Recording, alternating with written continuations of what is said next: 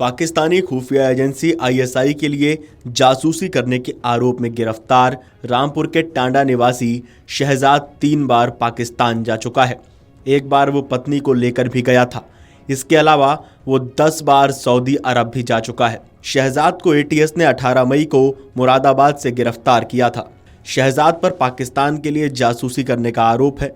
साथ ही उसके संबंध आईएसआई से भी होने की बात सामने आई थी। शहजाद ने शुरुआत में ड्राइविंग भी की। इसके बाद वो तस्करी और फिर जासूसी करने लगा। गिरफ्तारी के बाद उसकी गतिविधियों की जांच में कई चौंकाने वाली जानकारियां सामने आई हैं। शहजाद की गिरफ्तारी के बाद से टांडा और रामपुर जनपद पर खुफिया एजेंसियों की निगाह है। शहजाद शुरुआत में गाड़ी चलाता था, लेकिन जल्द ही उसने कॉस्मेटिक, मसाले और कपड़ों की तस्करी शुरू कर दी। इसके बाद पाकिस्तान आना जाना शुरू हुआ और वो आईएसआई एजेंटों के संपर्क में आया। इसके बाद उसने भारत में आईएसआई के लिए काम करना शुरू कर दिया। शहजाद की गिरफ्तारी के बाद पुलिस और खुफिया एजेंसियों ने टांडा स्थित उसके घर और आसपास के लोगों से पूछताछ की। कई स्थानीय लोग भी जांच के घेरे में हैं, जिनसे शहजाद का संपर्क रहा है। शक है कि उसने कुछ लोगों को भी इस नेटवर्क में जोड़ा है। एटीएस जांच में खुलासा हुआ है कि शहजाद ने भारत में रह रहे आईएसआई एजेंटों को फर्जी नाम पते पर सिम कार्ड दिलवाए और रुपयों की भी व्यवस्था की।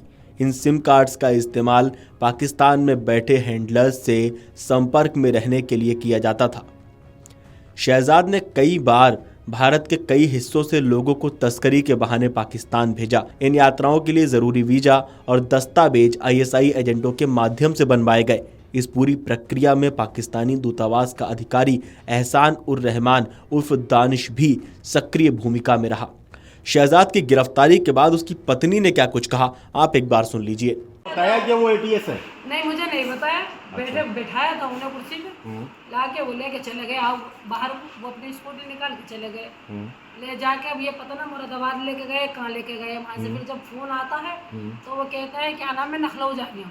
नखलऊ के बाद में फिर उसके बाद में फोन स्विच ऑफ हो जाता है। फिर उसके बाद में मुझे कुछ नहीं, क्या आरोप लगाया, क्या लगाया जा रहा है, क्या गरम। अच्छा, ये कितनी बार पाकिस्तान गए शहजाद? 2 बार गए। 2 बार गए।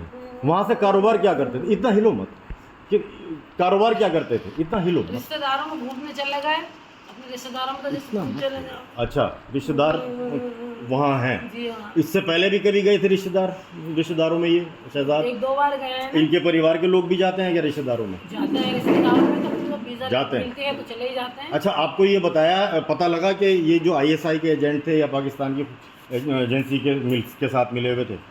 नहीं, कुछ नहीं बताया जा रहा है। इसमें सब बनाया जा रहा है सब सुबह। अच्छा, क्या चाहती हो आप? क्या कहना चाहती हो? इंसाफ दिला दो मेरा को। किससे इंसाफ मांग रही हो आप? हिल फोट रही हो आप? इंसाफ किससे मांग रही हो? किससे इंसाफ मांग रही हो? मुझे इंसाफ दिला दो, जो वहाँ बैठे हैं सब देख रहे हैं। मुझे उनसे इंसाफ चाहिए, मुझे इंसाफ चाहिए, मुझे इंसाफ चाहिए। मुझे भीख दे दो, मुझे भीख दे दो।